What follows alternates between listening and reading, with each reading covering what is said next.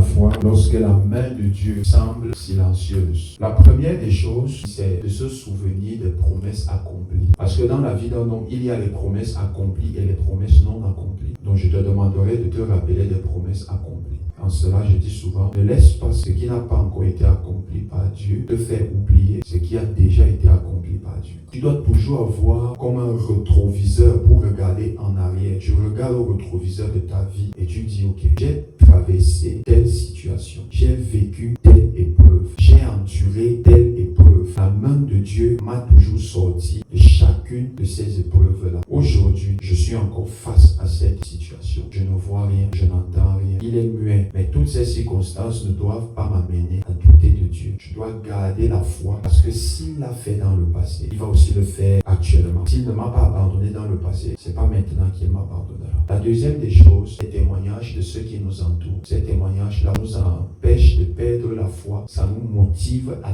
garder la foi. Surtout lorsque tu entends le témoignage d'une personne qui s'est en sortie dans ce que tu traverses. Ça te motive, ça te booste, ça te challenge. Et on a donc d'abord les témoignages bibliques, parce que la Bible c'est aussi un ensemble de témoignages. Tu vas lire une histoire, tu vas te rendre compte que cette histoire est un peu similaire à ce que tu traverses. Ça va t'encourager, tu diras, ah Seigneur, tu t'es souvenu, je crois que tu peux aussi le faire pour moi. Si tu l'as fait pour cette personne, je crois que tu peux aussi le faire pour moi. C'est pour ça que nous instaurons dans nos assemblées les moments de témoignage. Parce que pendant ces moments, le témoignage d'une personne, premièrement, ça édifie le peuple et deuxièmement, ça fortifie le peuple, notamment ceux du peuple qui traversent des moments difficiles. La troisième chose dont je peux parler, c'est la confession des choses positives, notamment liées à la parole. Toujours confesser de bonnes paroles pour soi-même, c'est très important. Confesser de bonnes paroles pour soi-même. Et confesser de bonnes paroles pour soi marche également avec une purification de notre mental. Parce que si ton mental est atteint, ça va